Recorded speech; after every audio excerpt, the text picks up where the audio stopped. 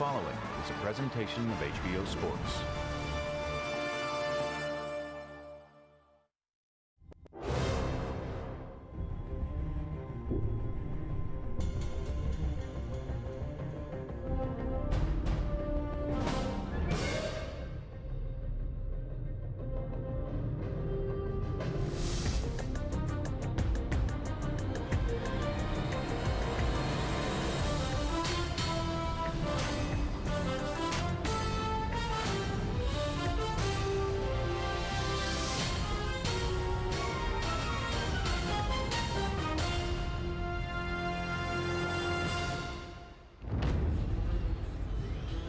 World Championship Boxing is back, live from a packed Madison Square Garden in New York City. It's the night before the annual Puerto Rican Day Parade, and most in attendance are here to see Miguel Cotto, the favored son of that island nation. Tonight, Cotto takes on tough Joshua Clottey. Clottey was born in Ghana, but now calls Bronx, New York his home. It's Cotto versus Clottey in a welterweight title fight, scheduled for 12 rounds.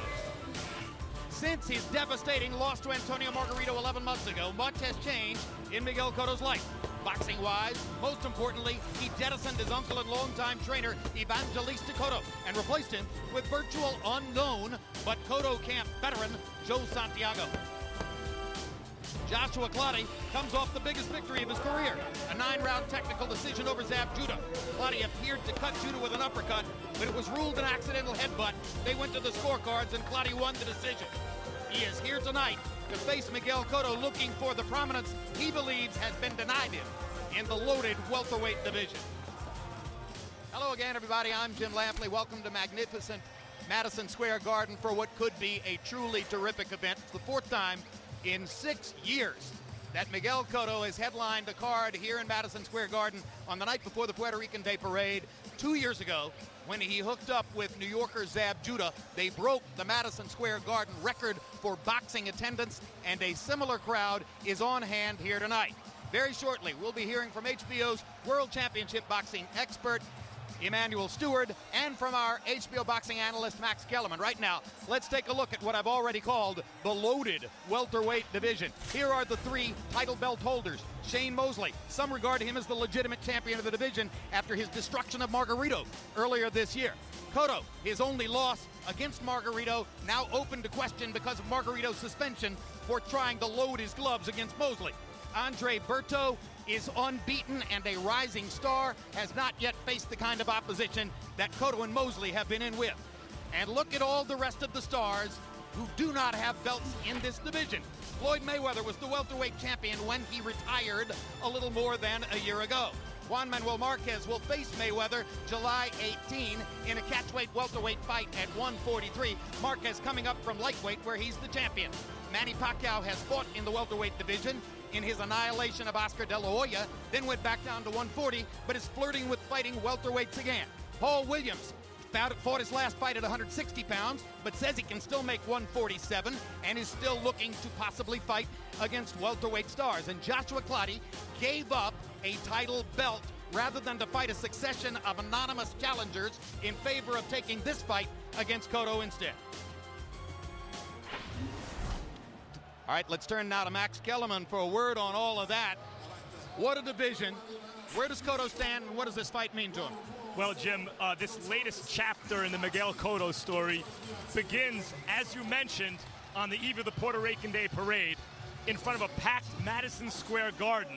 But this chapter is really pivotal because by the end of the night, we're going to really find out whether Cotto has been able to rebound from the beating, perhaps cheating, at the hands, perhaps loaded hands, of Antonio Margarito.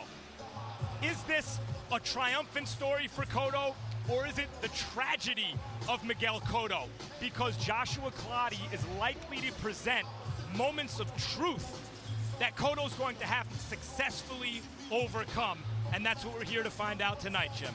All right, as we mentioned in voiceover at the top of the show, it's been a tumultuous 11 months for Miguel Cotto since his loss to Margarito. A great deal has changed in his life, but he thinks at this moment he is a stronger and better man than ever before.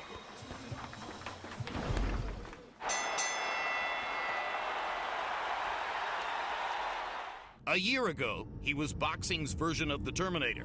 Cotto continues the vicious assault. A seemingly unstoppable fighting machine. He can fight anybody on the planet. But within the past year, Miguel Cotto has suddenly looked more human than ever before.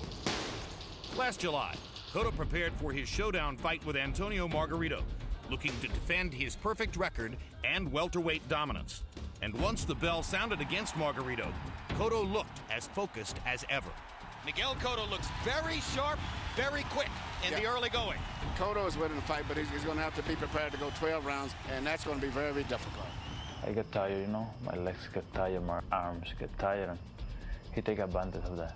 Since around 6, 7, you can see all the swelling coming out of my face. And Cotto goes to a knee.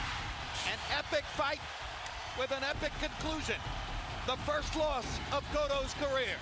It took me like 2 weeks to take out all the swelling from my face. 6 months later, the boxing world was shocked when Margarito was caught trying to use illegal hand wraps in his fight against Shane Mosley.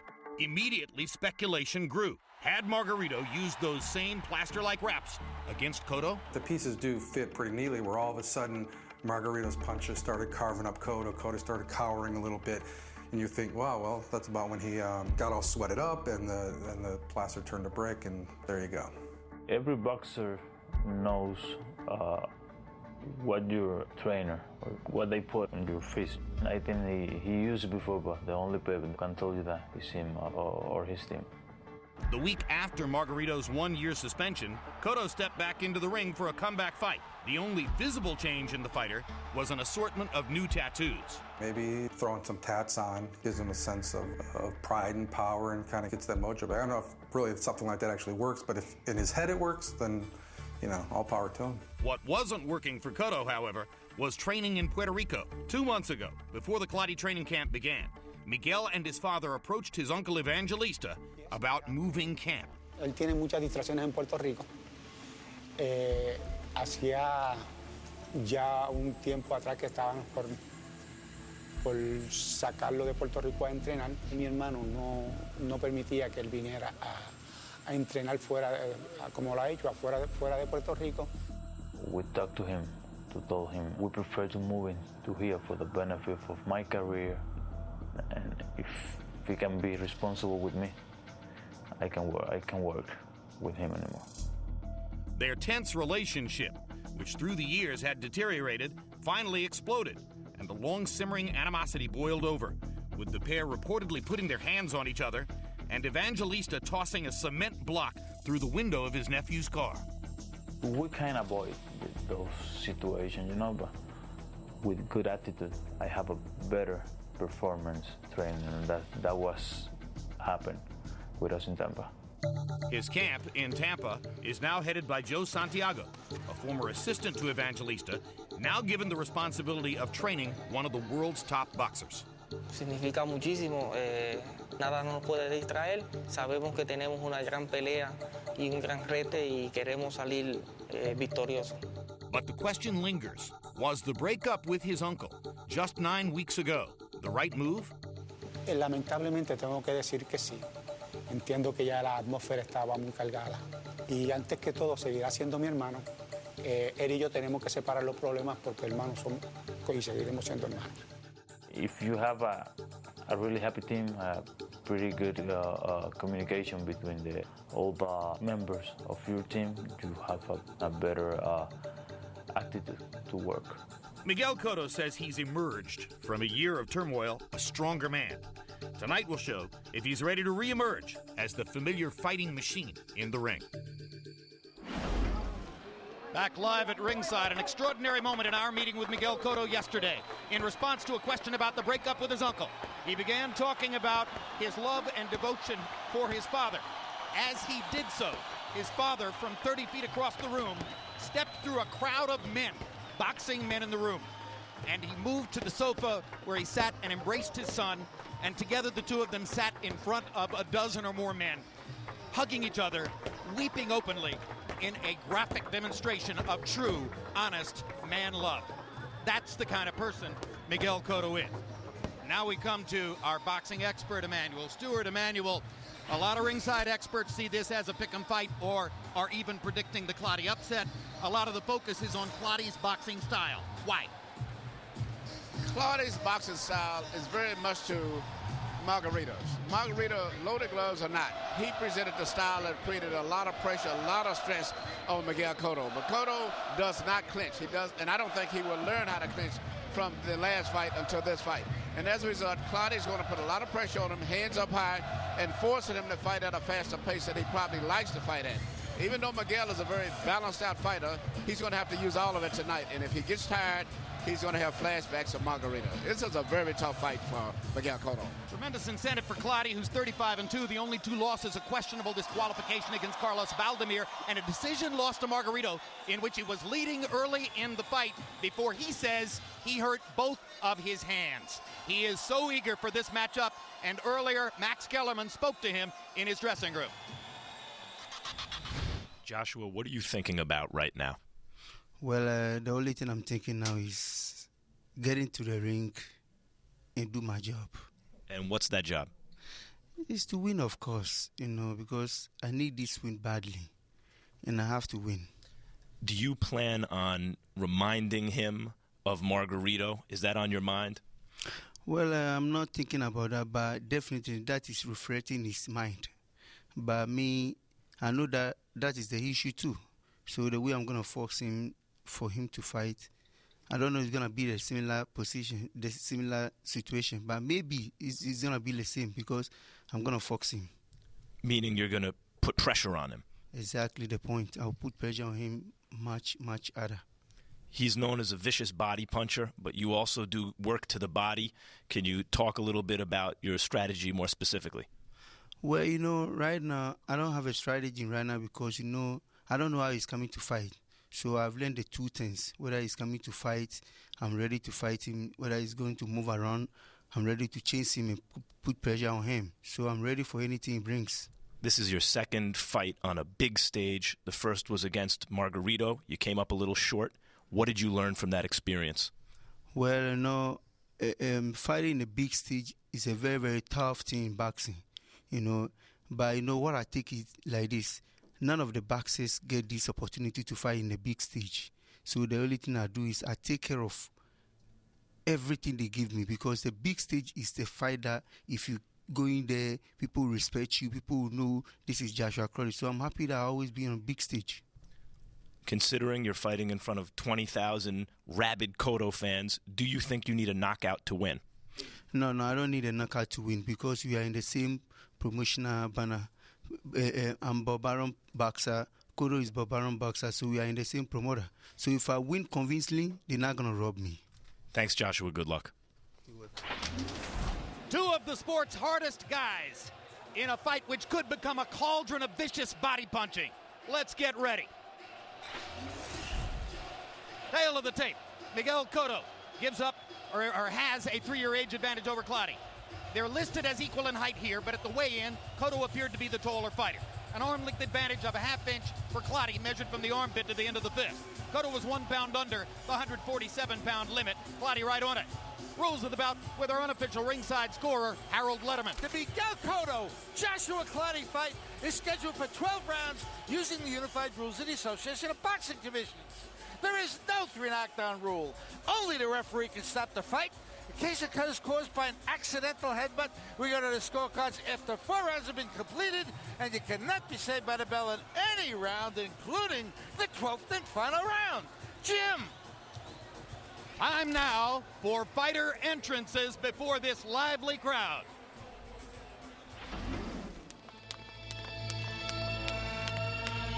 I'm Joshua Clottey. I've struggled a lot all over the world trying to become champion. I'm from Ghana, where there is nothing there, You have to come to America and fight the best before you're going to make something.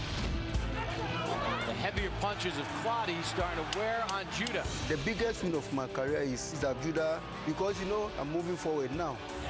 The reason why I want to fight with Miguel Cotto is that Miguel Cotto is one of the best.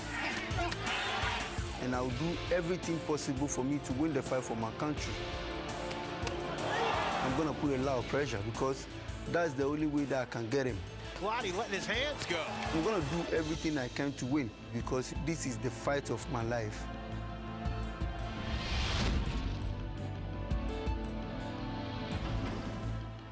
And now, coming to the ring, Joshua Clottey.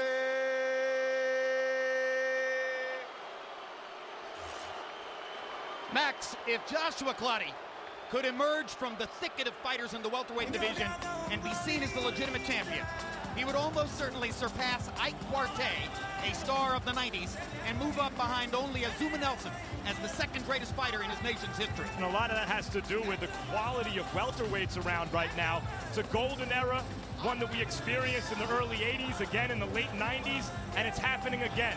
Hall of Famers and all-stars everywhere you look in the division. We do not get unofficial weights after the weigh-in here in New York, Emanuel Stewart. But it was reported that 2 years ago, in a fight against Diego Corrales in this division, Clottey went from 147 at the weigh-in to 170 at the time of the fight. Might he be attempting to hydrate to a high weight tonight? Being a big guy, he comes in at 160 often after winning it when he was at 140. So they both would probably come in big tonight. And though some see this fight as an audition for a matchup against Manny Pacquiao, the biggest money fighter in the sport, Pacquiao's smaller size and the statistics we just cited regarding what happens when Clottey and Cotto come into the ring may ultimately prevent that.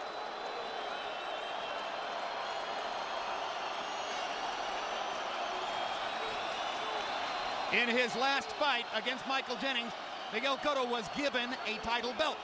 He enters the ring second. De Caguas, Puerto Rico, Boricua to the bone. I am Miguel Cotto. No matter what things Joshua can bring me this night, I'm going to beat him. Continued assault from the Puerto Rican star. My past is behind me. An epic fight with an epic conclusion. The first loss of Cotto's career. I'm going to prove tonight. I'm still one of the biggest 147 pounds in the world. We are live at ringside in Madison Square Garden. It is a crowd that will favor Miguel Cotto. No, it's great because they make me feel like home. They give me a lot of strength, and that's the reason I'm always feel happy to be here. They packed Madison Square Garden to the rafters, and what a show they got. I'm back, and I'm ready to beat anyone in my division.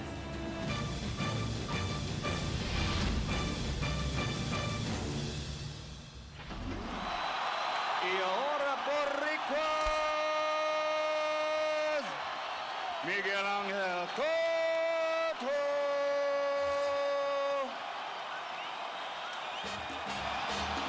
So you hear the crowd response for Cotto, equaled only by the love which has been shown here in the past for Felix Trinidad by the same crowd for the same reasons. Emanuel Stewart, we heard Joshua Clottey say he thinks he can win a decision here. What do you think of that? Well, both of these guys are really high-strung, emotional guys, much like Trinidad. And that's what makes great fights. And the crowd's excitement generates energy from the fighters. Yes, he could win a decision, but he's got to win very impressively because if it's a close fight, when Miguel Cotto puts combinations together, he does it in a flashy type style, which catches the imagination and the attention of the crowd and the judges.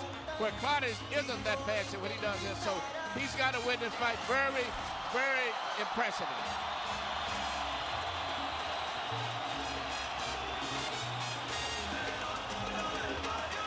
Max, you heard Emanuel Stewart's comment about the psychological challenge for Cotto of putting the ghost of Margarito behind him.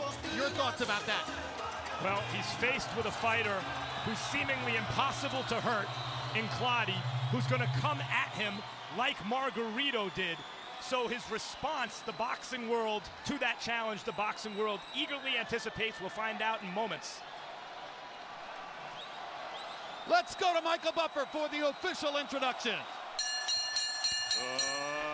Ladies and gentlemen, welcome to the Mecca of sports and entertainment, Madison Square Garden, New York City, New York, USA, where tonight Bob Arum's Top Rank Incorporated is proud to present HBO World Championship Boxing, sponsored by Tecate, Cerveza con Carácter, and AT&T, sanctioned by the New York State Athletic Commission, Chairperson Melvina Lathan, and the World Boxing Organization President Francisco Paco Barcarcel.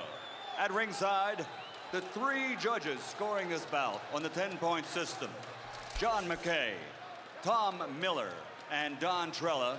And inside the ring, your referee in charge of the action at the bell, Arthur Mercanti. And now, for the thousands in attendance here at Madison Square Garden and the millions watching around the world on HBO, ladies and gentlemen, let's get ready to rumble!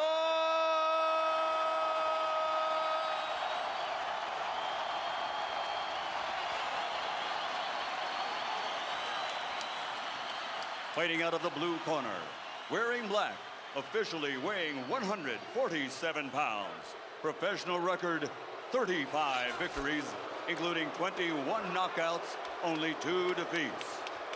By way of Accra, Ghana, the challenger, former IBF welterweight champion of the world, Joshua Grandmaster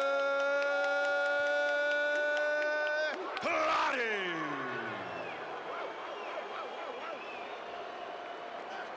And fighting out of the red corner, wearing red and gray, official weight 146 pounds, professional record 33 victories, including 27 knockouts with only 1 defeat. The 3-time world champion, the reigning, defending WBO welterweight champion of the world, Damas y Caballeros de Caguas, Puerto Rico, Miguel Angel Cotto.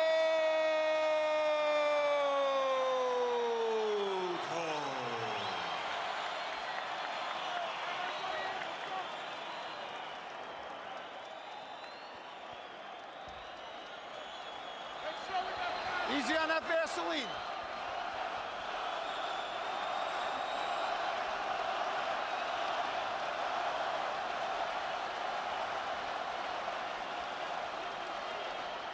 Good evening, Josh. Miguel, you received the rules early in the night. Let's go toe-to-toe, touch gloves, and good luck to the both of you. Miguel Cotto is favored. Many in boxing like the upset.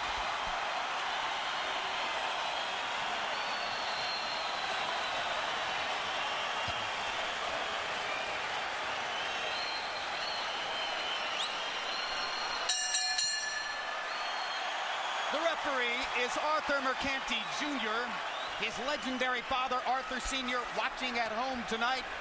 Arthur, we miss you, and we love you. First round gets underway. Both men set up to box for the moment.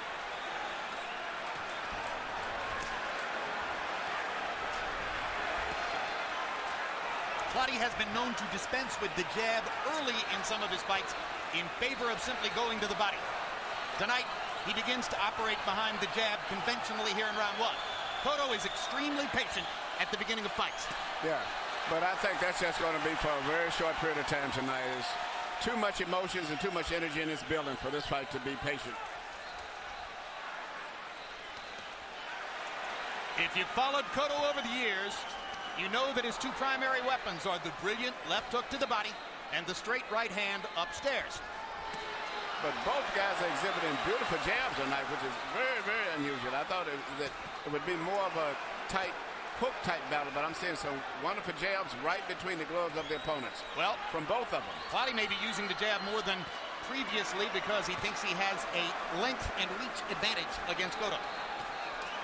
Cotto flashed the jab against Mosley. He used timing to offset Mosley's speed, and also against Margarito, especially over the first half of the fight. Timing exactly, Max. I think that Cotto reminds me of Marco Antonio Barrera at his peak in the sense that the jab never seems to come at exactly the moment when you expect it. trying to penetrate Cotto's tight guard. Cotto has been very selective in his punching here in the first round. One thing to watch with Clottey, does his punch count drop off? So far, the only really clear decisive punch that I've saw has been Clottey's jab has been the most, to me, a significant punch so far in this fight. Clottey blocking Cotto's body shots with his elbows. Great body punchers know how to block body punches. Cotto blocking Clottey's body shots with his arms.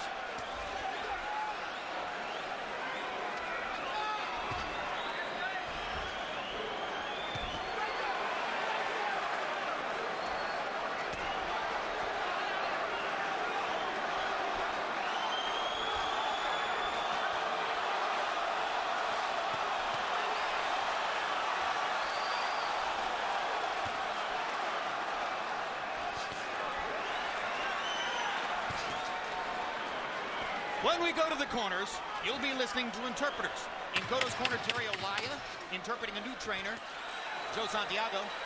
And in Clottey's corner, Aforinore, and down goes Clottey at the end of round one, and Cotto has a vital point. It looked like it was kind of a short left hook type jab. Upstairs left hook. And the only clean punch he landed in the round. I think it was a left jab. I think it just caught him as though it was... He's a left-handed fighter, Cotto. Well, thank God for replays. You won the first round. You won the first round. Let's brush it off. Brush this off. You won the round. Just brush this off, okay? Let your hands go. Let your hands go. Let your hands go. Let your hands go. That's what you got to go. Let your hands go. It's nothing. That was nothing. Forget about it. Forget about it. Here we see Cotto land, which was just that's a solid, powerful left jab, as I see it, but it just caught it at the right time when his body was in a bad position, and it forced a knockdown. Great call, Max. A knockdown on a jab. And again, the timing. It came at a moment when Clottey didn't expect it. Guys, it was a knockdown of a granite-chinned opponent with a jab. I think the body position at the time, too, we have to cause the knockdown. But nevertheless, that was the only clean punch that I saw for the most part. In his big fights, and Max makes the point, in his big fights, Clottey hasn't even been buzzed, much less knocked down. So that's a tremendously important fight, or point, for Cotto on the scorecards. You heard Clottey's trainer, Kwame Asante, telling him he had won the round. Well, not exactly. When Clottey punches, you'll notice he kind of jumps up when he gets in. He punches very similar to the way that Cotto used to punch. All those guys from Ghana, they keep their hands up high, but when they start punches, they kind of raise their bodies up often when they punch.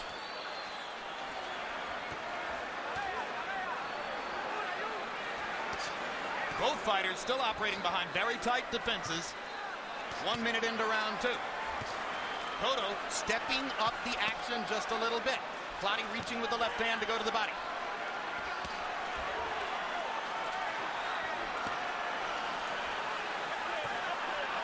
Now, Clottey's going to dip that low to land his left hook to the body. There's going to be an opportunity for some right-hand counter punches by Cotto. Well, I tell you what, at this point, you know, Clottey still seems to be the better fighter at this point, but as I'm watching, I mean, take that knockdown away for the most part. It's still, Clottey has a better defense for the body punches, too.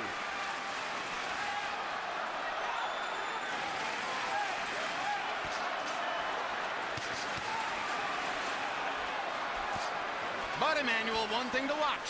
In his big fights, Clottey has dipped as low as averaging only 40 punches thrown per round. But he's landing clean, accurate punches when he does punch. I'm watching his punches are much more pinpoint. The biggest problem he has is when he punches, he obviously, as I said earlier, pulls his head up. You see that better than most judges. Many judges respond mostly to punch count. Yeah, but Clottey is still, to me, he's a much more precision and accurate puncher in this fight. Clottey is certainly landing the more obvious, accurate punches, head-snapping punches here early. See, that's his biggest danger right there. As he comes in off the time, he pulls his head up, and his body is up in the air where he can easily get knocked down.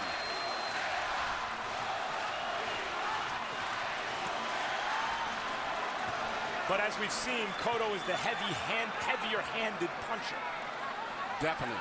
There's no doubt about that. He's proven that. And he's also proven that he can come through adversity, and he had so many fights he's been hurt, cut, knocked down, out on his feet, and came back to win. Down against Ricardo Torres, hurt and cut against Zab Judah. Wobbled by DeMarcus Corley, back at 140 pounds. Clottey has indeed, or excuse me, Cotto has indeed stared down a fair amount of adversity.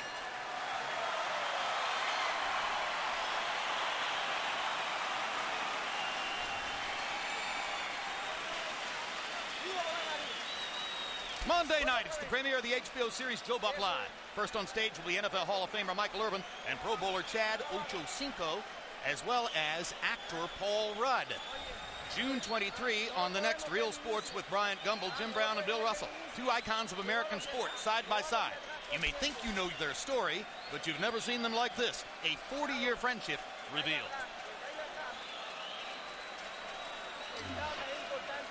Use the jab. Use the jab. It's very important. Use it. All right, he's opening up for that. If you stir it up, keep moving. Light side to side. Side to side, side to side. Come on, Jordan. We're doing it very well. A little bit of water now. CompuBox numbers in round two pretty close. Cotto 9 out of 62, a low connect percentage of 15%. That has to do with what Emmanuel said to you about Clottey doing so well at blocking the body punches. Clottey was 13 out of 54, a connect percentage of 24%. Cotto still leading on Harold Letterman's scorecard, despite having lost the second round there because of the knockdown in round one.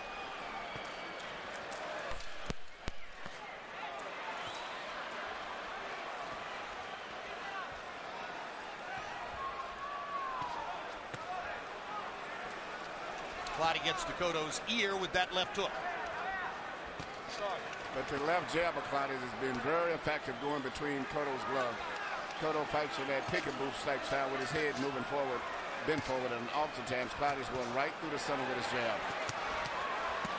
And the body punch that Clottey shoots is more effective. He shoots a hook on top to make Cotto take his right hand up, and then he shoots a left hook to the body. And it's been working so far. He hasn't did it that often, but when he does do it, it's been effective.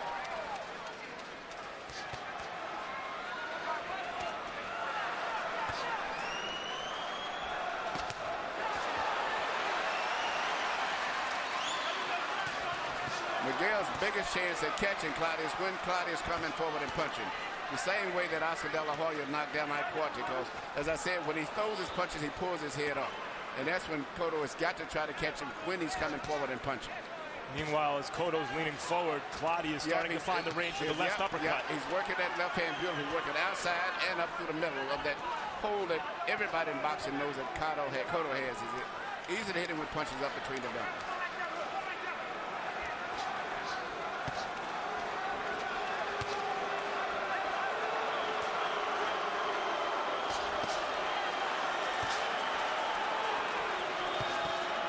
One of the answers we already have in the wake of the Margarito loss for Cotto is that when presented with an aggressive opponent here in Clottey, Cotto is not simply giving up ground and running away.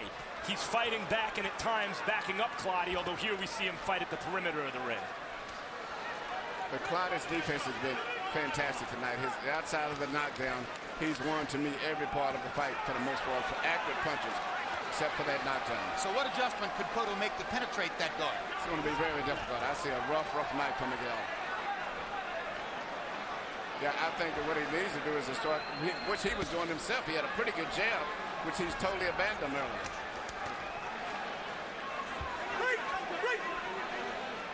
Cotto may have been thumbed in the eye. Oh, no, it's cut from accident. But.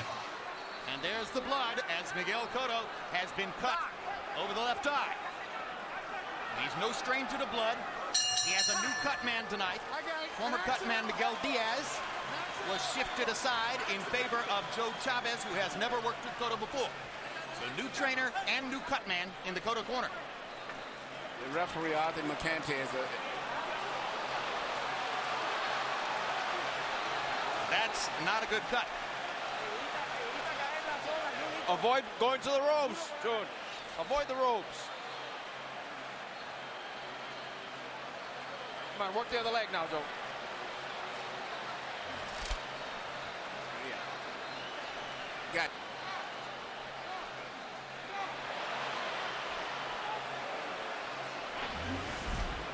right here. You can see where the butt occurred.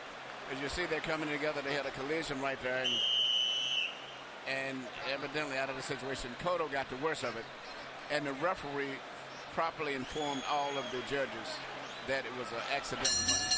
Good call by Arthur McCanty Jr. Emmanuel, you're as good at knowing this as anybody. What chance did Joe Chavez have with that cut?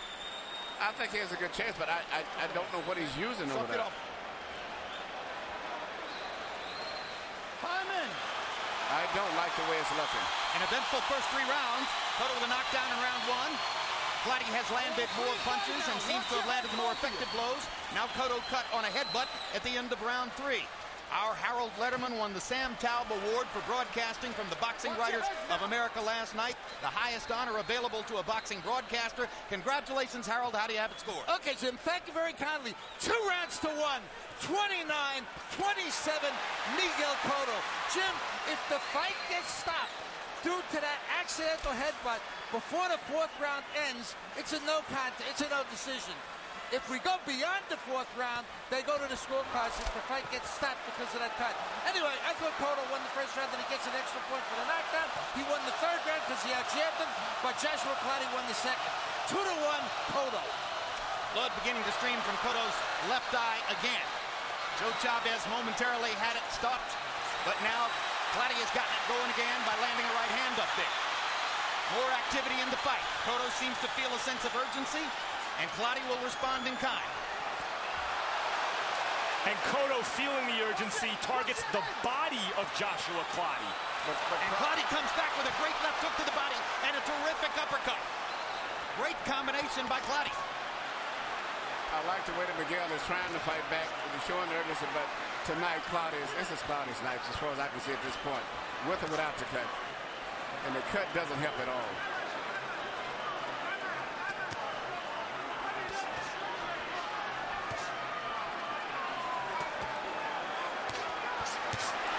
Good shot in the middle of that combination by Cotto. Cotto's best chance of hurting Clottey, I said, is to catch Clottey when he's in exchanges. But just going after him, being aggressive and being offensive, you're not going to hurt him. He's going to have to make Clottey punch with him and try to catch him when his head is up.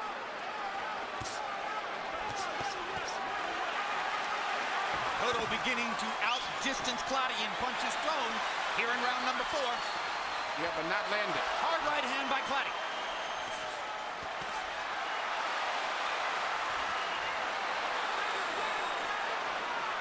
Cotto can't see the right hand coming.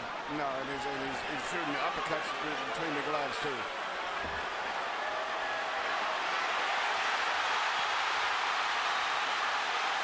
That's the first time somebody's held in the fight. Well, for whatever reason, Clottey seems to show some kind of discomfort there for a moment.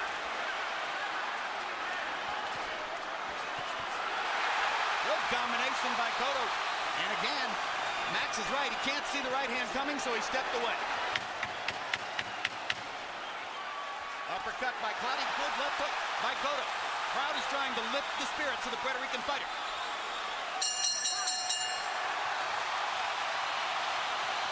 And Mercanti follows Cotto all the way back to his corner to get a good look at the cut.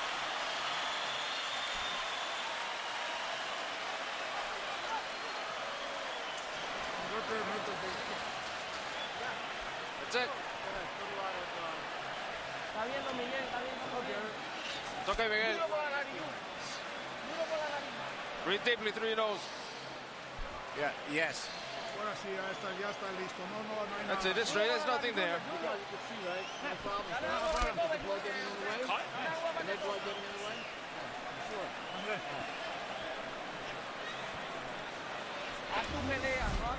Here we see right here, not just the cut that came from the beginning, but the accuracy of the punches and the variety of punches that Clottey is doing, which is making it so difficult for Cotto to get out of the way.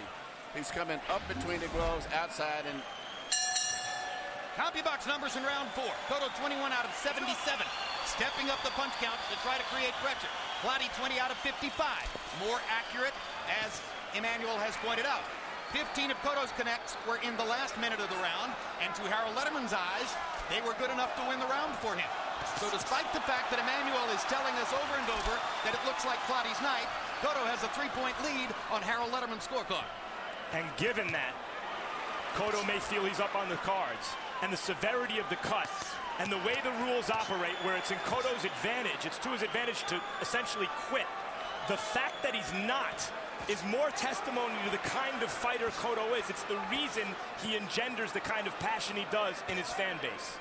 You know, he has never taken and gotten into the fact of criticizing Margarito with loaded gloves with his hands. Potentially, he never has did that. He's been as stand-up could be about the Margarito thing. In fact, and Clottey painting Cotto with right hands here as the blood flows again from Cotto's left eye.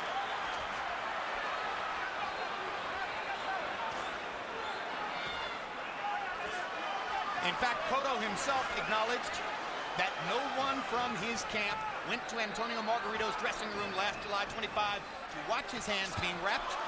And when given a chance to blame that on his estranged uncle, he wouldn't go there and said, nope, it was all our faults, mine included. He's a very special athlete. Hard right hand again by Clottey. Miguel Cotto in deep tonight.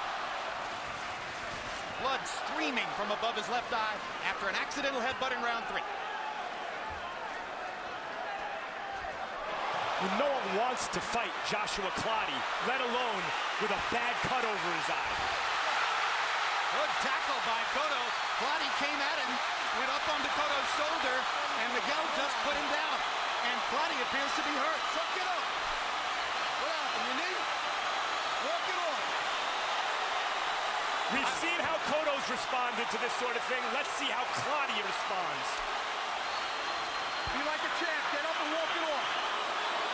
I don't know if you could call this a foul, Emmanuel. It's more on the order of all's fair in war.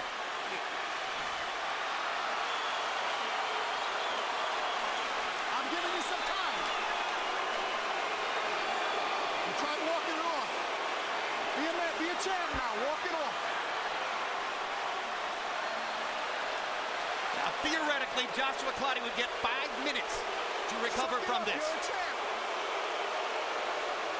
I'll give you 5 minutes. You want 5 minutes?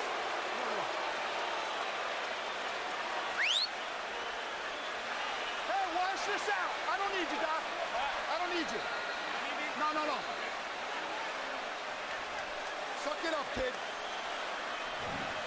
Let's keep it clean now. I know it's an accident. You slipped. Okay? That's a champion now.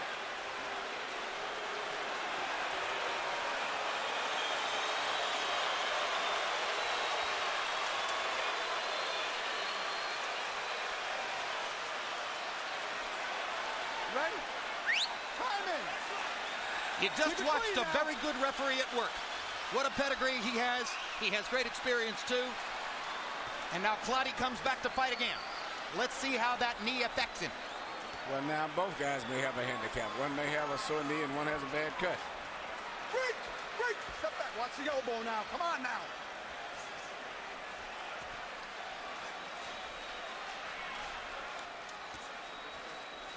If Clottey cannot drive forward on that left foot, it could take some of the mustard off his right hand. That would be a tremendous break for Miguel Cotto. You know, the way that Clottey fights, which doesn't require a lot of footwork anyway, well, I think it won't be as damaging as it would have been with a fighter that danced around a lot.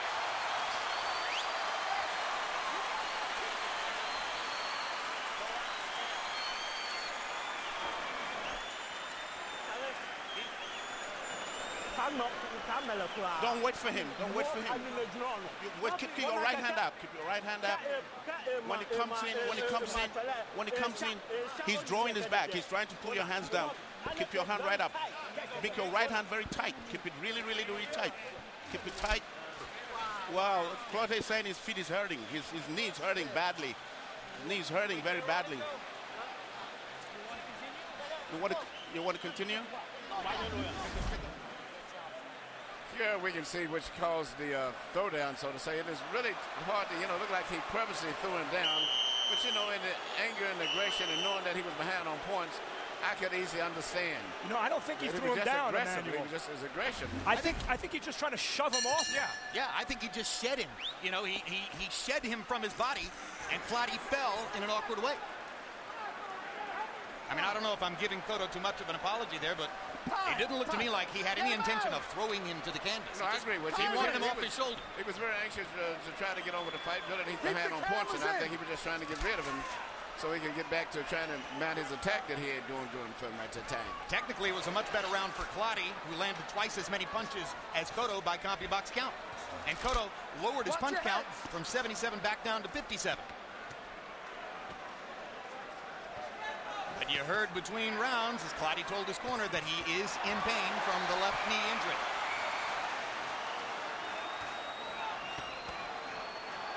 Low blow by Clottey. First one of the fight.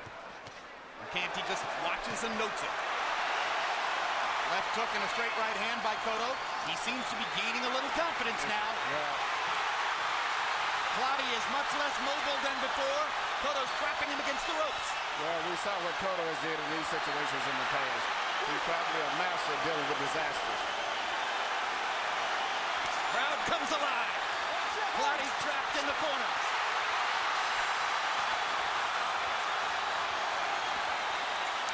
Good left hand inside by Clottey. Cotto is undeterred.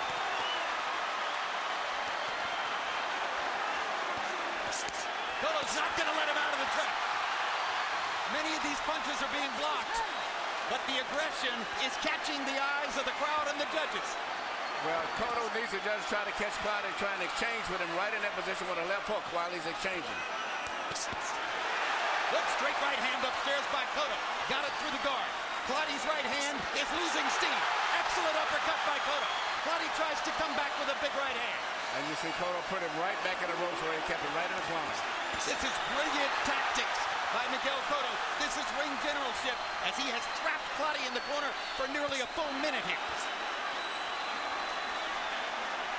Now finally he gives him some space. And then drives him back again. Caught Clottey on the chin. If Clottey stays over there, he's going to be in trouble. But sooner or later, Miguel is too much of a power puncher. He's going to start penetrating even through that tight defense. Suddenly, the Miguel Cotto of old has emerged against an immobilized Joshua Clottey. Both these guys have excuses to quit, and they're both fighting.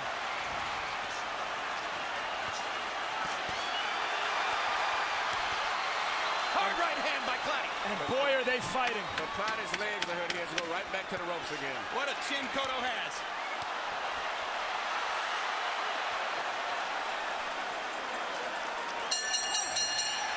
Tremendous round for Cotto.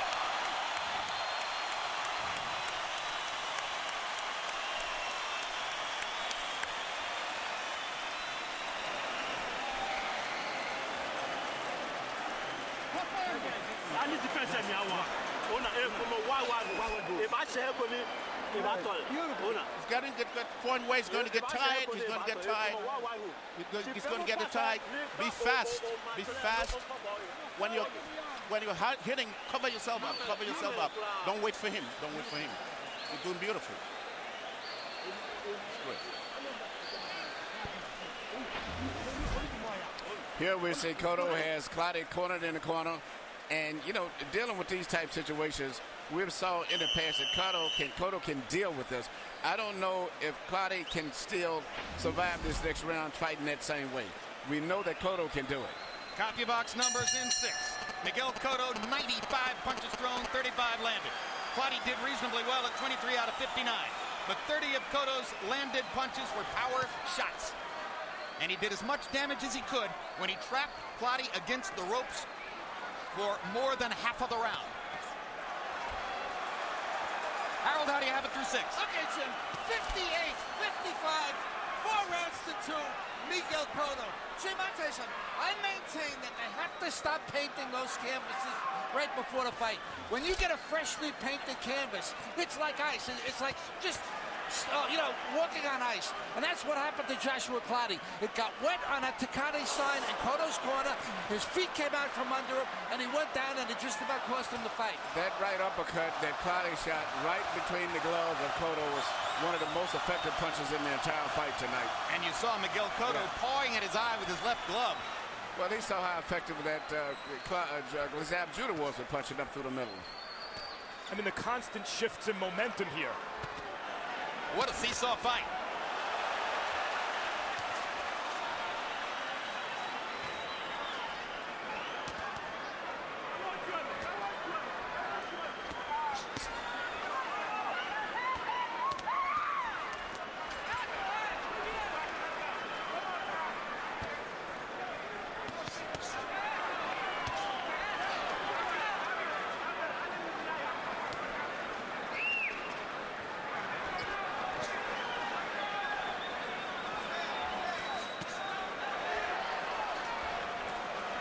Clottey seems to be getting some foot movement back. Yeah, he's making Miguel back up, and Miguel is not the best fighter backing up all the time, especially with a guy like this. But he needs to try to force physically and push Clottey back to the ropes. As I said this earlier, catch it when he's coming in punching. Hard right hand by Clottey. He's still got advantages in there, but he seems to have lost some of the confidence that he had in the first couple of rounds. But those punches are hurting Miguel, and especially that right uppercut, which is a punch he's really got to watch out for. And here are the moments where we really see shades of Margarito, and we'll see what kind of a lasting psychological effect it's had on Cotto. Yeah, it's when Miguel is the one with his back against the ropes, and Clottey is stalking him, that you have the mirror of what happened in the Margarito fight. What a seesaw fight, because the fourth round was all Cotto. The fifth round was Clottey's. The sixth round was all Cotto. The seventh round belongs to Clottey so far. He's giving Cotto a beating in this round. Hard right hand against that cut eye. One-sided round in favor of Clottey after he seemed in trouble in the last round. And that's what Miguel has got to do. He's just got to be playing an animal at this stage of the fight.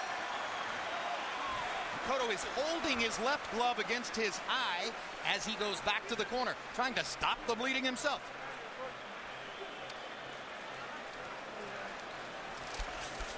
June 27, it's a big night of boxing programming here on HBO. First, the premiere of Floyd Mayweather Juan Manuel Marquez 24/7.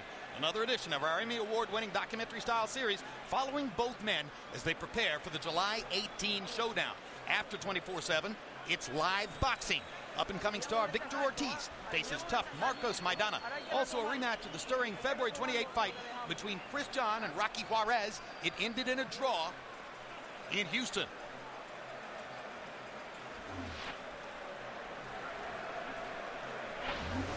Here you see Clottey landing a beautiful straight right hand, which just was typical how he dominated the round with accurate pinpoint punches for the most part. And still, Cotto has not been able to get his rhythm again with any clean, accurate punches for the most part.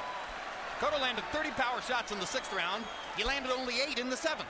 Clottey landed 18, doubling him. Once again, Clottey closes in on the Letterman scorecard. Round 8 of a scheduled 12. Last year in Cotto's life has been tumultuous. This fight has been tumultuous. Just like the Zab Judah fight was 2 years ago. Go there. But one thing I can say about Cotto, he is one of the true warriors that I've ever saw in boxing. I mean, all the way until this fight ends, he's going to be in this fight. Good little shots on the inside from Clottey.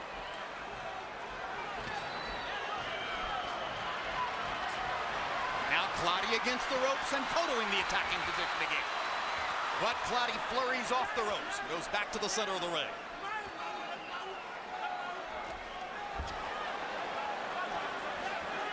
I don't know when I've seen a fighter as badly bothered by a cut in the ring as Cotto is tonight.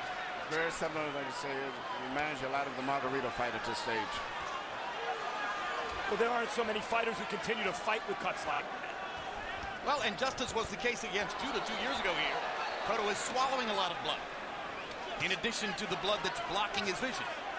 And you can still see that Clottey is having a problem with that right rear leg right there. That's why he doesn't do too much and loses his balance off. Oh, Miguel Cotto can't see any right hands coming. And they're really turning his head around. And the uppercuts is going to do more damage than that if he shoots uppercut under the knee.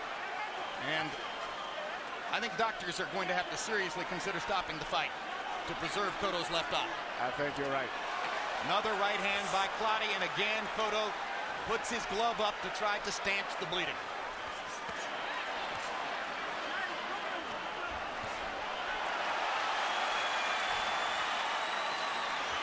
Cotto needs to land a couple of big shots and get the crowd back into the fight.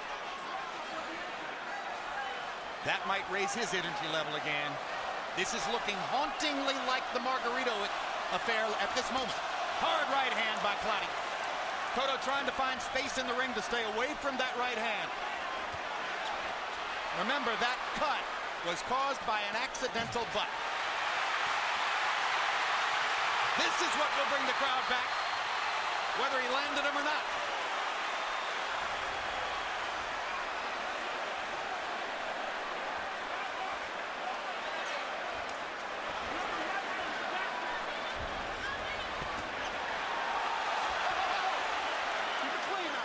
Get your men! Get all your guys!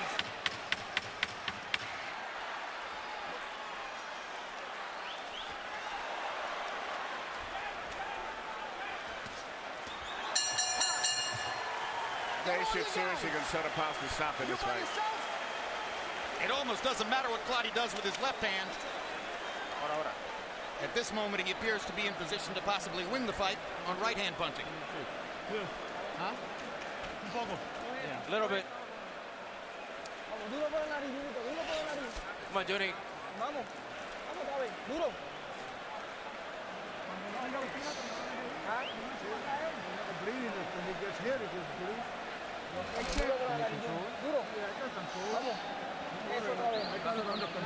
Nice job.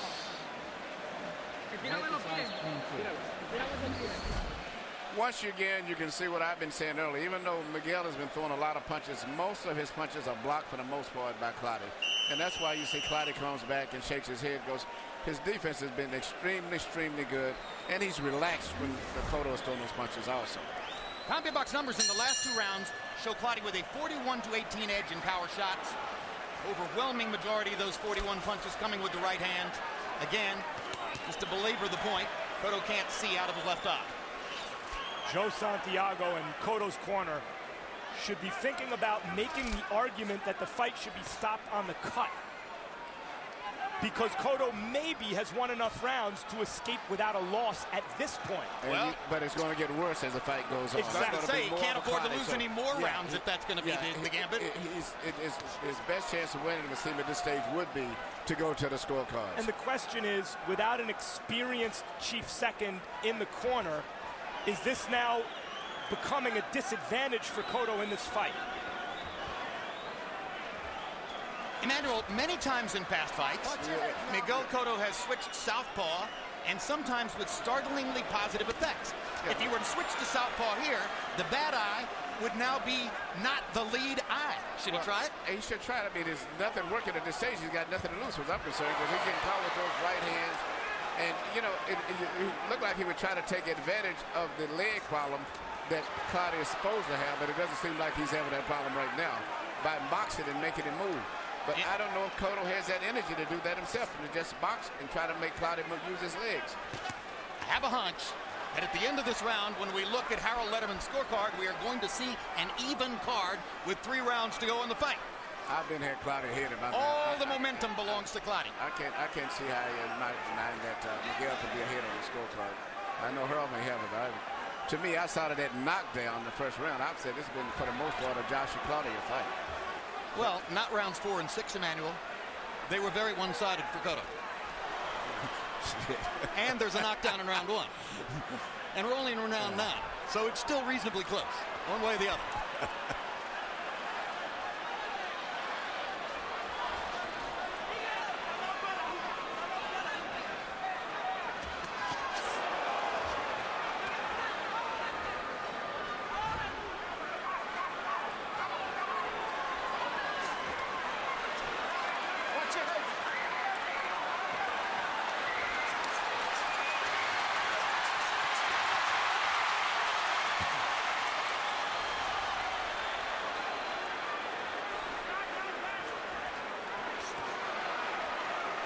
Cotto trying to rally down the stretch here in the night.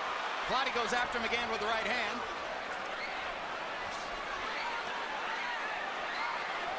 Watch those heads. Let go of the head. Big shot here for either guy. Could steal the round. Yeah, you know, this Cotto's still in this fight. I thought after the cut problem he was having before, but he's still in this fight.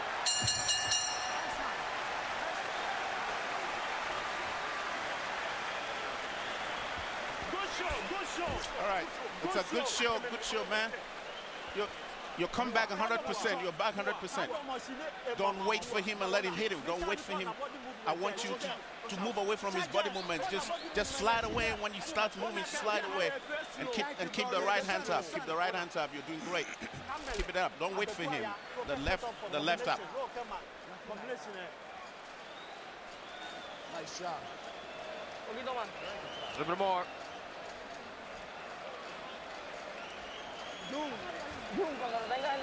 John, when you have him on the ropes, don't let him go.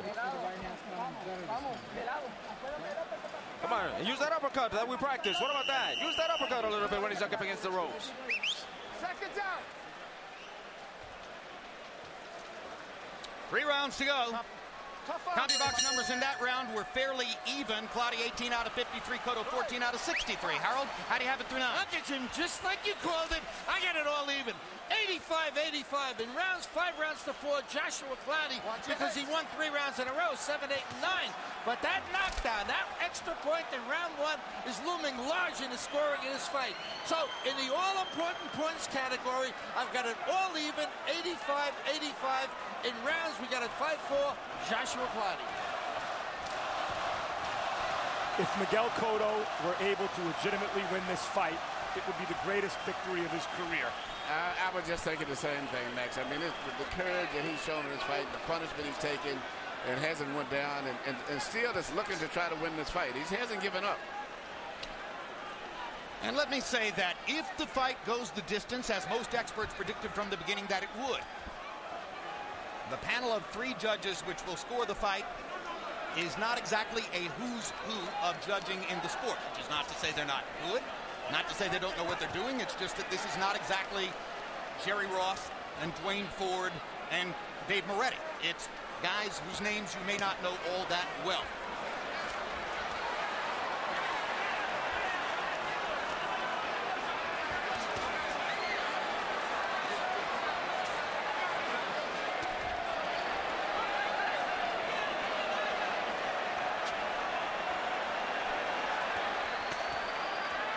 Clottey seems to have slowed a bit here in the 10th. No longer strafing Cotto with right hands, though the opportunity would still seem to be there. You're right. Cotto switches southpaw now here momentarily. But you got to remember also, between the two of them, Cotto still is a bigger puncher between them. Clottey's, I think, a better technical fighter. And the fact that, Cotto is still trying to win, and you never know what can happen when he lands a punch, because he's a bigger puncher. And that's the one thing, a puncher can always get himself back into a fight with just one single blow. Cotto is moving effectively to get away from Clottey's punches. He blocked the left hook a moment ago. He's trying to hunt and peck his way through the 10th round. Now Clottey comes alive.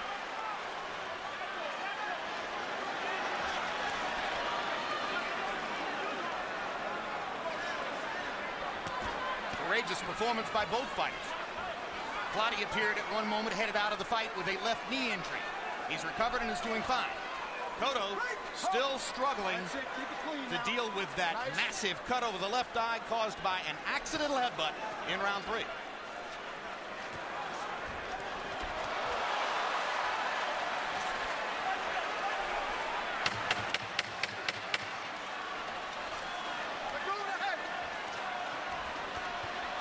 There you go.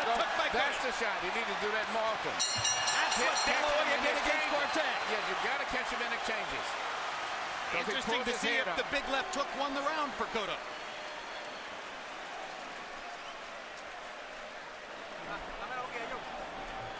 Take his mouthpiece out. Hey. It's dry now. It'll dry out. I got it under control. Straighten up his legs. Yeah, you feel it? Is this stopping your performance or not? No. We got to win these rounds. We got to win these 2 rounds. Come on, press him. Okay. Press him, press him. Deep breathe. Breathe deeply.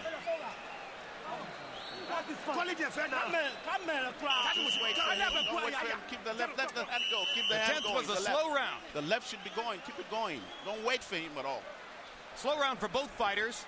Clottey throwing only 50 punches and Cotto throwing only 44. Clottey connected far more, but Cotto landed that big left hook in the closing seconds of the round, which may have enticed judges to give it to him.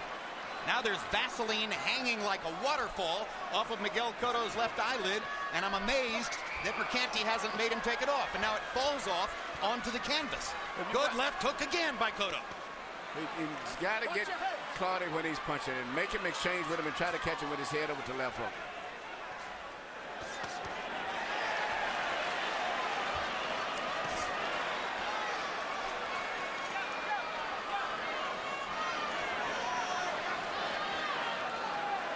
Clottey, not particularly a knockout puncher, has never had a knockout past the 10th round. Cotto has had 11th round knockouts. Stoppage against Octave Urcal a couple of years ago. What Clottey's doing is very smart by showing Cotto that Cotto's punches don't affect him. He reminds Cotto of Margarito. Only Margarito was a busier fighter. I wonder if, given everything Cotto has been through tonight, the Margarito thing is now ancient history for him.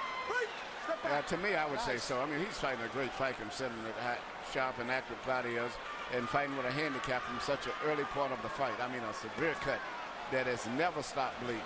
If Cotto finishes the fight on his feet, I think we can say he's put the ghost of Margarito to bed.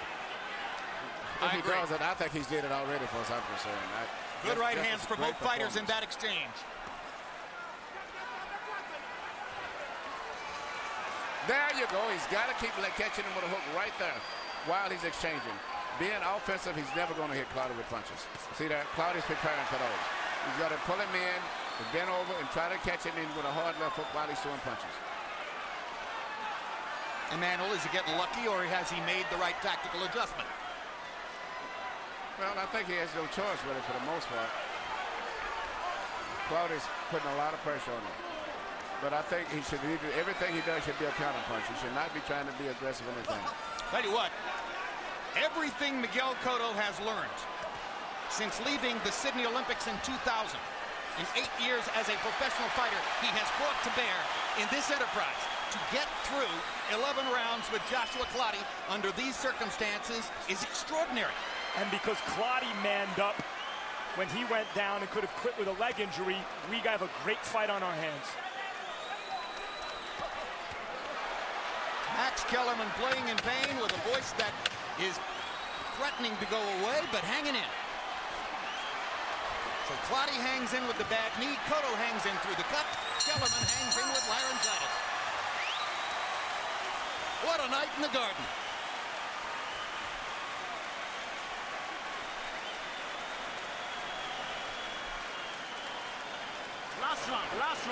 Last round. You're following the round. You're following him. You're not throwing any punches. You're following. Cut the ring off. You could cut the ring off him. Just don't follow him around. This is the last round. This is the last round. Let's go. Let's go.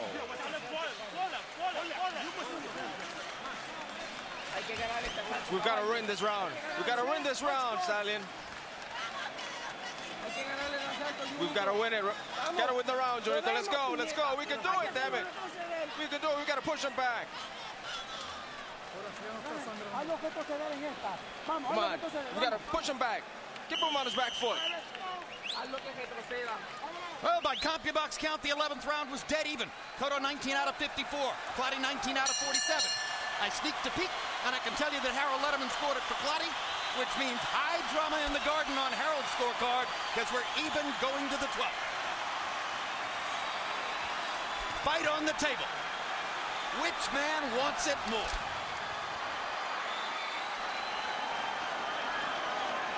And incidentally, at the beginning of the evening, I asked Emmanuel Stewart whether Joshua Clottey could win a decision against Miguel Cotto in Madison Square Garden, and now that question looms larger than ever. Yep.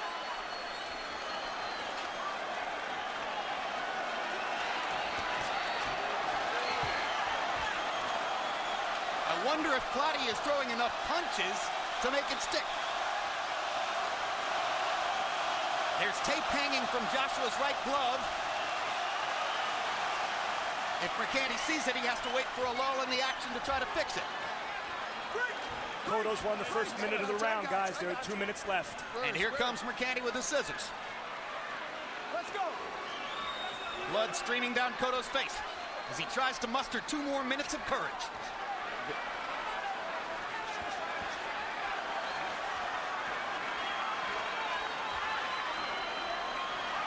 2 little uppercuts inside for Cotto a moment ago. Clottey just not throwing. No, and this round could be won by Cotto because his body movement, his rhythm, his low combinations, whether they land or not, is much more catching and flashier than Clottey, just plodding forward. And whatever happens, there's going to be a beef from Clottey if he doesn't win because he looks like the winner. Miguel Cotto accidentally hit Joshua Clottey in the back of the head.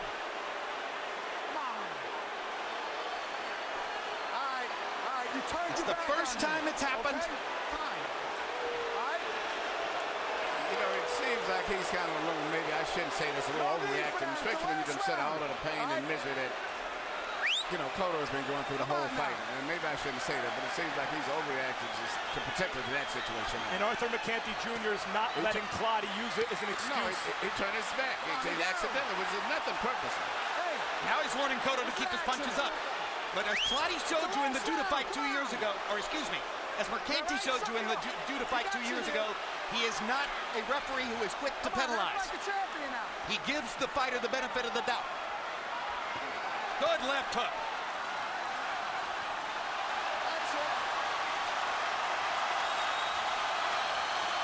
Unquestionably, Cotto leads in the round because Clottey hasn't thrown enough. 30 seconds to go. Now Clottey begins to try to unload. All right, break. Work, let's go, work. 5 punches from Cotto, none from Clottey. He's won this round.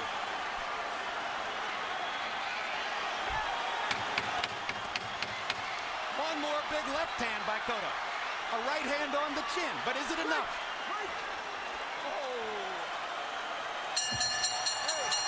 Bell sounds. And the 2 fighters momentarily embrace. Clottey wants to celebrate in the center of the ring.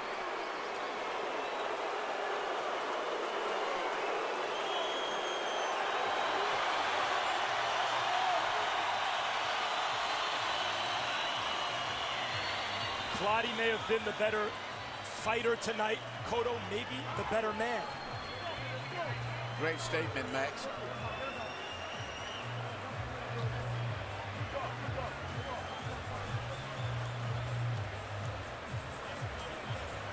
It was a wild fight. Let's take a look back at how eventful it was.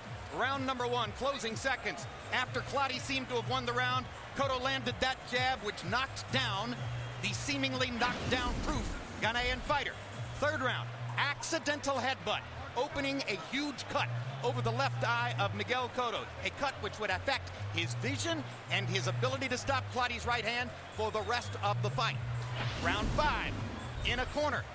Clottey finds himself up on Cotto's shoulder, and as Cotto shreds him, Clottey falls to the canvas in an awkward position and twists his left knee. For the next 2 rounds, there was a question as to whether Clottey could continue. But they made it to the 12th round, where Cotto turned to throw a left hook. Clottey was momentarily turned away from him, holding Cotto's right arm between his arm and his body, and Mercanti issued no penalty for the accidental foul. And now, 3 judges with a difficult decision, and let's show you who they are. John McHale from New York, 3 title fights in his background. Had Cotto ahead of Judah in the 11th round by 6 points. That was probably too wide a score. Tom Miller, 33 title fights out of Ohio. A 1-point decision for Pacquiao in the second Marquez fight. And that was the margin of victory in the fight for Pacquiao. Don Trella of Connecticut, 7 title fights. Notable fight, Cotto over Malignaggi, 115-112, which was pretty much the consensus score. Harold, your final score. You know, Jim, I thought Miguel Cotto won it on that left jab to the jaw in the first round. 6 rounds apiece, but in points, 114, 113, Miguel Cotto. He gets the extra point for the knockdown in round 1, and that's the difference in the fight. 3 big rounds in a row for Clottey, make it real close, 7, 8, and 9, but Cotto's still on top by 1 single point in a very, very close fight. Joshua Clottey regards himself as Mr. Hard Luck in the welterweight division. Lost to Carlos Valdemir on a questionable late disqualification on a headbutt that may or may not have been intentional. Lost to Antonio Margarito in a fight in which he was leading early and then faded when he says both of his hands were hurt. Those were his only 2 losses. He's never been dominated. He wasn't dominated tonight, but he may conceivably wind up on the short end of another disappointing decision. And if he does, there'll be an outcry, because from the point of view of someone watching the fight and not scoring it round by round, and maybe from the point of view of many who did score round by round, Clottey appeared the winner. And it seems to be taking an unusually long period of time for the scores to be tabulated.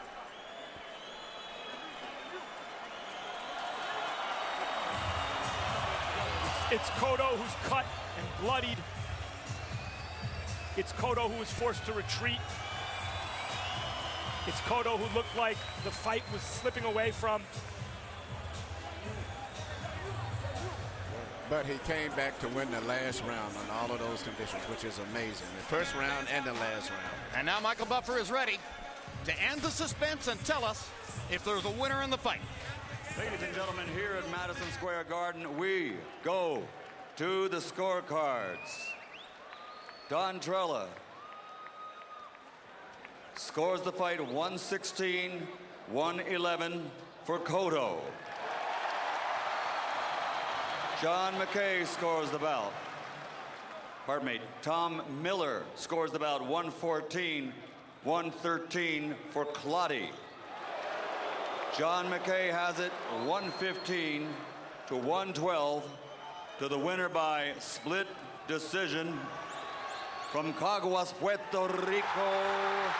Still WBO welterweight champion of the world, Miguel Angel Cotto.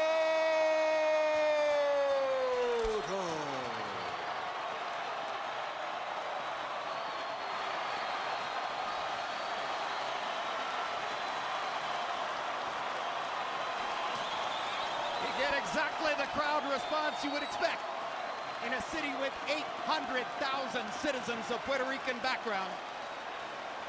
And I asked you that question at the beginning of the night, Emmanuel, because I personally was skeptical as to whether Clottey could win a decision here. I don't think you can call this in any way a questionable decision, because either man could have won the fight. Yeah, I would say there was a questionable decision. I mean, you couldn't really complain badly. Clottey had a chance to step it up a little bit. In the last couple of rounds, seemed like he gave a little bit, and that was a big difference. Because anytime you fight under these conditions, as you said, big pro Puerto Rican crowd, you have a knockdown officially scored against you the first round, and then you lose the last round. I mean, you're putting yourself in jeopardy. Max, can you talk?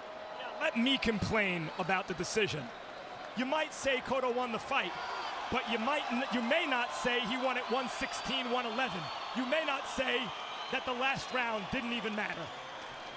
I totally agree. 116-11 was questionable. Final CompuBox numbers, and you see that Clottey wound up landing 43 more punches, throwing 101 less. So he connects at a higher percentage and has more landed punches, which usually computes to a decision victory. However, Punch Zone will show you that the body puncher, Joshua Clottey, did not land as often as might have been expected to Cotto's body. Perhaps because of Cotto's cut, which invited the right hand from Clottey, Clottey winds up landing most of his punches, 112, on the face of Miguel Cotto. Cotto, on the other hand, does get to Clottey's body and also mixes in his attack upstairs. So that's the way it all played out. And now I am joined live at ringside by the winner of the fight, courageous Miguel Cotto. Miguel, after everything you went through last year against Antonio Margarito and 2 years ago here against Zab Judah, you might not have expected to be in another fight that would so test your courage and your will. How did you make it through with the terrible cut over your eye? No, I just try to keep my fight, keep my pace, my plan of fighting, and forget about the cut. And that's what I do, and I'm with the fight. What was your thinking going to the last couple of rounds as you seemed exhausted, he seemed exhausted, and the fight was close? But I just try to keep fighting, and forget about the blood, run into my eye, and just try to fight and try to make my people here proud. My colleagues, Max Kellerman and Emmanuel Stewart, agreed in the 11th round that if you were to go on and win this fight, it would be seen as the greatest victory of your career. Do you feel that way? Yeah, I just train hard for this fight, train hard for Clottey. I know he's a great fighter, he's a great warrior, but one of both have to win. It was me this night. You had a new cut man, Joe Chavez. What kind of a job did he do for you? He did a great job, you know. He stopped the blood. It's no way to stop complete the blood with a cut like this one, but he made his best effort. Do you have a specific urge now to look for a fight with Manny Pacquiao, or are you simply going to look for whatever is the best fight next? But just thinking the idea to rest a little bit was 9 weeks of hard work, intensive training. I just want to rest a little bit, and then we can talk with the company. Courageous show. Thank you very much. Thank you. All right. Now we turn to the hardest luck man in the welterweight division, Joshua Clottey. Joshua, I know you came in here feeling as though you've never really been beaten or dominated, and those two losses were both the product of bad fortune. I'm sure you're going to say that that was the case once again tonight. You know, I don't expect this decision. I don't expect that. You know, I fought my heart out. I know I'm winning. I'm the hardest guy. I'm chasing him. He is running. And I'm blocking the punches. I'm throwing punches. So what else again I have to do to win the fight? So in other words, you're sure you won? Yeah, I won the fight. You know, as soon as the decision was kept long, I know that something's going to happen. I want a rematch. Interestingly, to me, Joshua, you had an enormous advantage because of the cut over his eye, and it appeared to us that he couldn't see your right hand coming. But you didn't throw many punches in the 11th and 12th. Why not? Yeah, because, you know, not like I don't throw punches. You know, Cotto is a tough fighter. He's an experienced fighter. I have to take my time. You know, he's throwing one shot at a time. So I have to be careful when I'm coming in. So not like I'm not throwing punches, but I know whatever he's throwing to me, I'm blocking. And everything that he's throwing, nothing going inside. So I don't deserve that decision. You told me yesterday that you thought you could win a decision against Miguel Cotto in front of this crowd in New York City. Do you still think that? The reason why he said that, because, you know, if it comes to a close decision, they're going to rob me. So I thank you for saying that. Now I respect what you say. Thank you, Joshua. Best of luck to you in the future. Max Kellerman, your final thoughts on a really amazing evening. Clottey is a very good fighter, among the best in this loaded welterweight division. It was a very bad decision, not because Cotto won necessarily, but because of the 116-111 scorecard. Let me say this. Cotto once again overcomes adversity, once again shows vulnerability that makes him even more compelling to watch than if he were just a dominant fighter. And maybe because of that vulnerability, he now has a better chance than ever to land a mega fight with either Manny Pacquiao or Floyd Mayweather Jr. It'd be interesting to see that. I have a hunch that he might be too big to get a chance to fight Pacquiao, but that'll be up to Freddie Roach and Bob Arum and those who control Pacquiao's career. Your thoughts about what Cotto was able to do tonight and what it means to his future in the sport? Well, just the way that he fought with that blood and the way he was hurt so badly in the cut through. I mean, I thought on my scorecard I had Clottey winning. Okay, but I fell in love with him emotionally. I mean, with Cotto for just doing what he did under those conditions. And so I'm not going to complain at all. Just for him to just even finish the fight was a major victory. And then to win the last 2 rounds, I mean, it got my heart. So I gave him a couple of rounds, a switch I gave him to him that I gave to Clottey just on that alone. It's a confrontational sport. It's about humanity and human qualities. Max Kellerman had a great line late in the fight. when he said it's an evening on which you might think that Clottey is the better fighter, but Cotto will emerge as the better man. Ultimately, Cotto gets this decision, whether you agree with it or not, because of his human qualities, his fortitude, his strength, his honesty with himself, his ability to keep going through the toughest of circumstances. Meanwhile, July 18th, this summer, we're looking forward to a great showdown between the returning, formerly retired, #1 pound-for-pound fighter in the sport, Floyd Mayweather, and Juan Manuel Marquez, who in Mayweather's absence has risen to rank as the #2 pound-for-pound fighter in the sport behind Manny Pacquiao. And we're going to set you up for this pay-per-view extravaganza with yet another edition of our award-winning series, 24/7. Let's take a look. My name is Floyd. My name is Money Mayweather. Well, let's get one thing right while we are on 24/7. 24/7 is a show that I invented. A black man from the ghetto invented 24/7. Believe that, just like that, you dig? Never at a loss for controversial opinions, Floyd Mayweather gave a first-hand look into training camp before his 2 epic showdowns in 2007. I'm at the top. When I'm at the top, I ain't trying to look at who's behind me. I'm leading the way. With equal discipline, the undefeated champion provoked opponents as aptly as he prepared for them. The face of 24/7 is Floyd Mayweather. This is Mr. HBO himself, PPV. Money Making Mayweather. And we gonna make some more of that money, some more of that moolah, July 18th. On July 18, Mayweather will face off against a true warrior, a champion in 3 weight divisions, Juan Manuel Marquez, training in his hometown of Mexico City for the biggest fight of his career. Y yo creo que es la pelea más importante de mi carrera. Más importante de mi carrera porque estoy peleando con el mejor peleador libra por libra en un peso que no es mío, pero en un peso que voy a subir fuerte y que voy a intentar ganar. For 4 weeks, the Romanza Gym will serve as Marquez's home base in the heart of the bustling metropolis as he ventures beyond the urban landscape to perform his more unorthodox training techniques. Para tener ese tipo de entrenamiento, ese tipo de fuerza, tienes que, desde que te levantas, tienes que prepararte mentalmente para decir, tengo que entrenar duro. Meanwhile, in Las Vegas, Mayweather keeps the close counsel of family. He's trained by his Uncle Roger, but a familiar face has joined camp, Floyd Mayweather Sr., as father and son attempt to reconcile an often estranged relationship. Oh, my dad gonna get some. I mean, Roger's my trainer, and Roger's gonna get what he deserves, but my dad's gonna get some money too. It's my father. I mean, you know, they both showed me the game. Whatever. I don't have to train my son.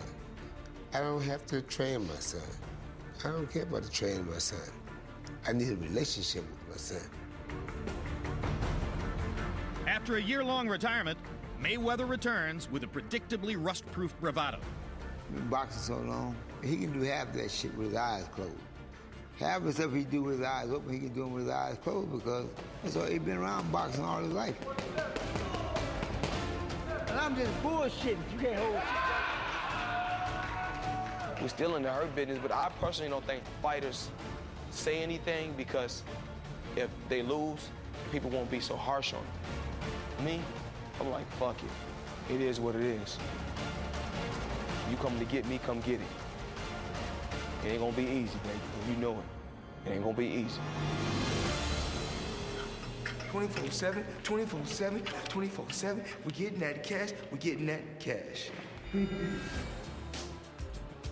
And, of course, we'll throw money at you to buy the pay-per-view on July 2nd, or on July 18. But first, the premiere of Mayweather Marquez 24/7, Saturday, June 27, 9:30 p.m.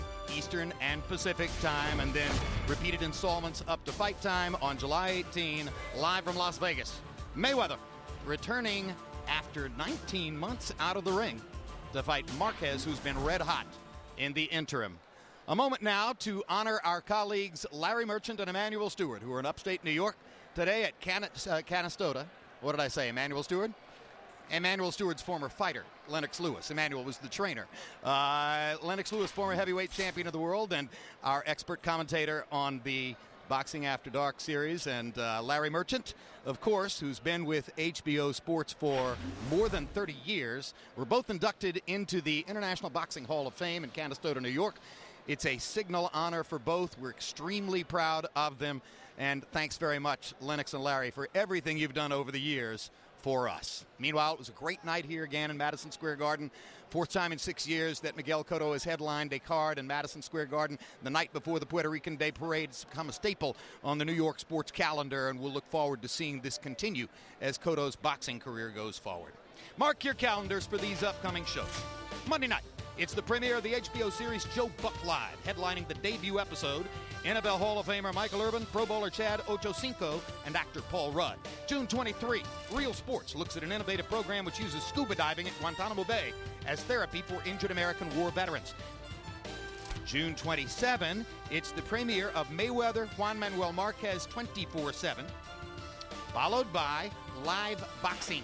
Victor Ortiz, if you haven't seen him, you must. One of the hottest young prospects in the sport against Marcos Maidana and Frisk John in a rematch against Rocky Juarez. Their first fight ended in a draw. July 18, it's the live HBO pay-per-view fight between comebacking Floyd Mayweather and Juan Manuel Marquez.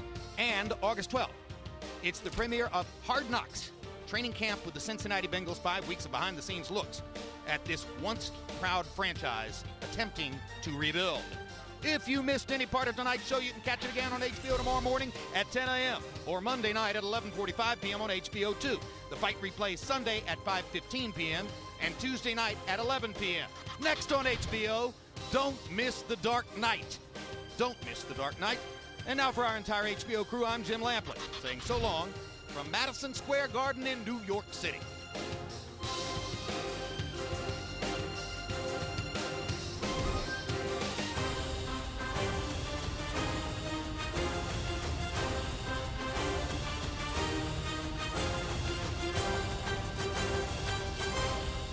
This has been a presentation of HBO Sports.